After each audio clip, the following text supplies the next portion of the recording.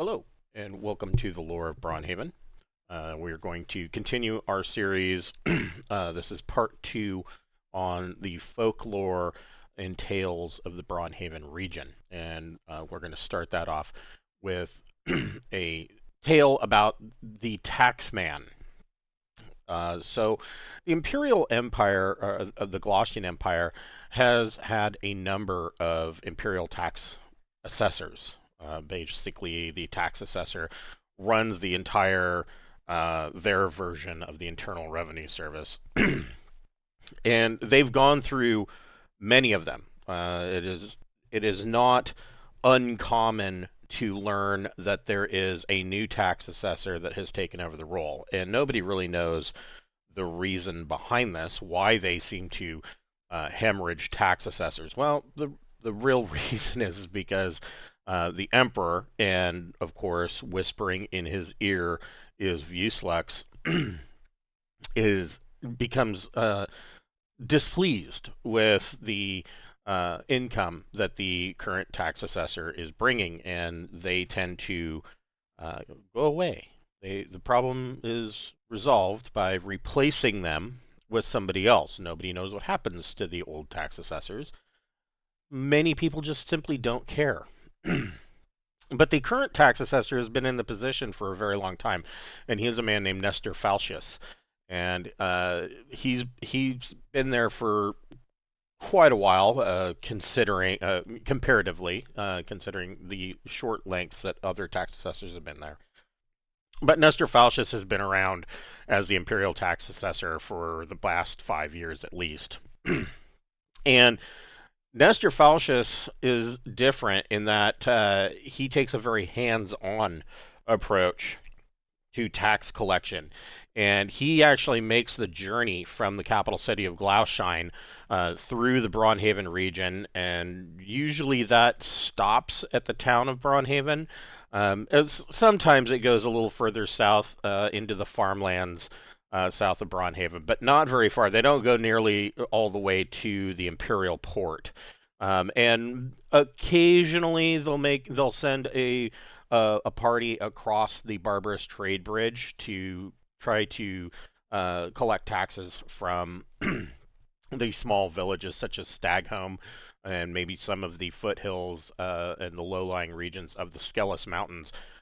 But they don't tend to do that very often because those parties, because of the way the people on that side of the river, on the west side of the Great River, tend to be very individualistic and very rustic, and several of the parties that they've sent over there just simply don't return. And so Nestor Falcius and the Emperor have kind of, at this point, given that up as somewhat of a lost cause.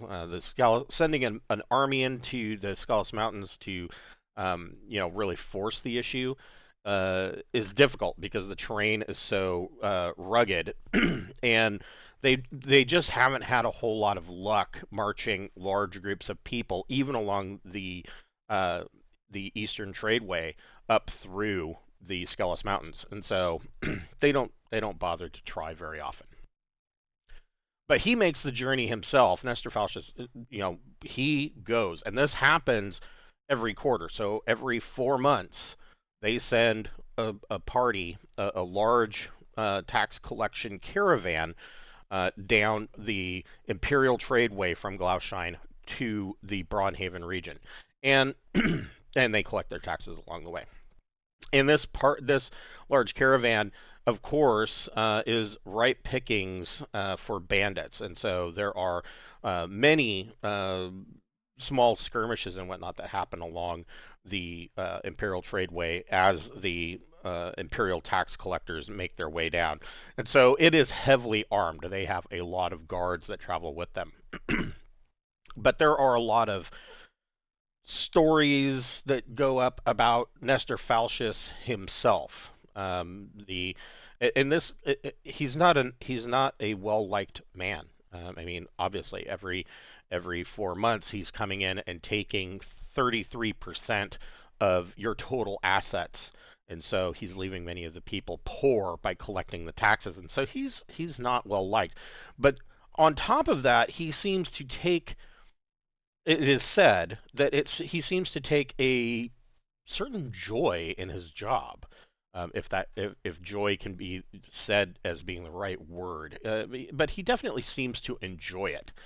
And there are some that say that he is a powerful necromancer, that if you don't pay your taxes, that he will have you slain on the spot, and he will raise your corpse in undeath, and you will pay your taxes that way through service. There are tales that the Imperial Knights that travel with the tax collection caravan will light fire to your farm and slay your family.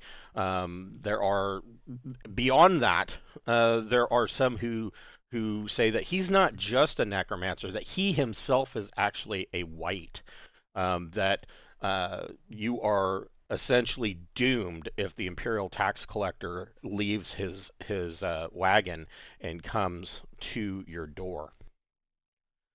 So that is the story of the taxman cometh. There is, of course, many tales told around campfires and the fireplaces of inns and taverns about the archmage Tacidantilus. And I mean, he is a legendary figure in the region.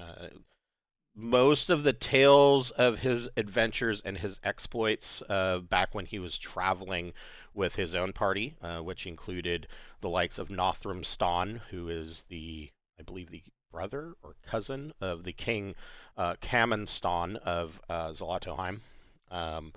He also traveled, of course, and became the arch nemesis of Vuslux, and that's a tale for another day. But and Reliver Braun of the Braun family. They all traveled with Tacidantilus, but he has been missing for nearly 200 years. And there are many tales. Most of the tales about the exploits of his adventuring days are probably far fetched. They may not have actually happened at all.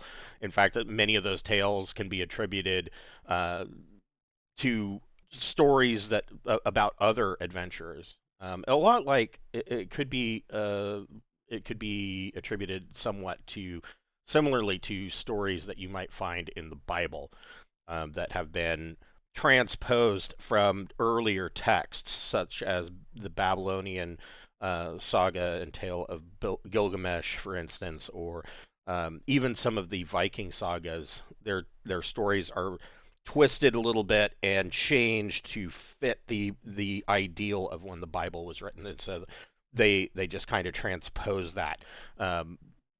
Did Tacidantilus do a lot of these things? Probably not. He did a lot on his own, but some of the stories, are far fetched and probably never happened. But there is much speculation of what actually happened to him. Where did he go? Because he just simply vanished. Nobody knows where he went. And there are a lot of people that believe that there was some kind of magical experiment that went wonky, and that he met his demise, that he was vaporized in some cataclysmic magical explosion. There are still yet many that think that he's still alive, that he is actually trapped in his tower at the Imperial Port, which is, of course, south of Braunhaven on the coast. And they think he is somewhere trapped inside a magical maze of his own of his own making, inside the tower, and that anybody who were to able to break into the tower and free him would be rewarded with riches beyond their wildest dreams. Because, of course, people believe that Tacidantilus, with all of the adventuring and amazing, miraculous things that he has done in his life, that he must be sitting on a pile of wealth. And most people believe, that it is hidden somewhere inside that tower. So that is There's much speculation. Many adventuring parties have taken this tale and traveled south to the Imperial Port to go inside Tassadentalis Tower, and many of those people are never seen again. And the few that are, usually when you see them, it's because there's only one or two people of that party that are left, and they have somehow kind of joined bandits and other piratical bands that seem to exist and flourish around the Imperial Port, and so their original adventuring party fell apart, and whoever survived now ekes out a living by stealing from others. Last tale that we'll tell today is that of the tale to beware of the scarecrows. So, as you travel along both either the Eastern Tradeway or the Imperial Tradeway through the Braunhaven region, and of course the Braunhaven region can really be considered, mostly east of the Great River, probably a little bit on the western banks of the Great River, but on the other side of the Barbarous Trade Bridge. But for the most part, it's going to be east to the Grey Hills, all the way to the east. And there are many farms. Mostly they grow wheat. There is some corn. The region, because it is nestled between the Grey Hills and the Skellis Mountains, it is this ideal weather system in this valley.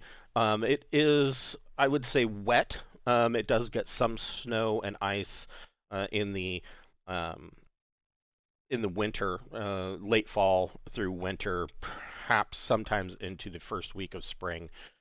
So it makes for a very ideal farming conditions, and they have wheat fields and corn and vegetables of all manners and fruit trees, a lot of apples and pears. Not so much oranges, although there are a few trees here and there, but mostly apples and pears.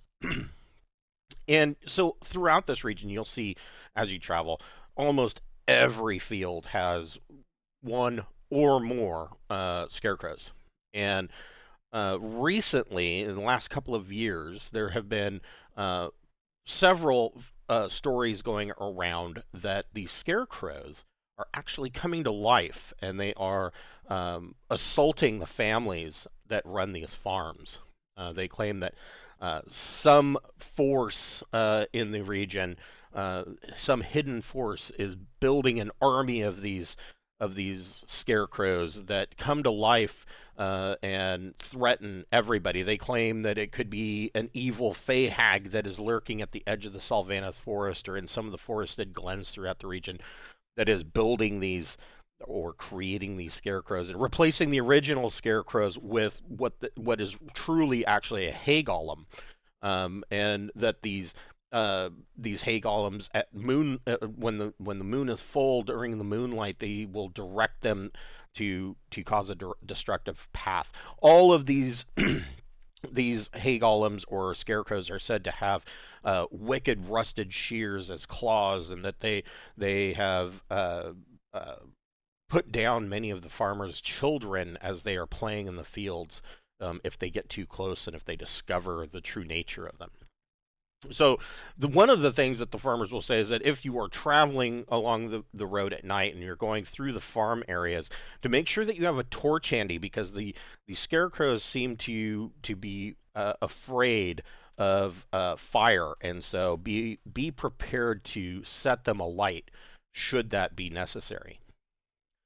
Next Thursday, we will finish out the folklore section of the lore of Braunhaven, and we will begin that with the the tale coming from the town of Braunhaven itself about the thing in Tekka's basement. What is that thing that she is so worried about lurking in her basement?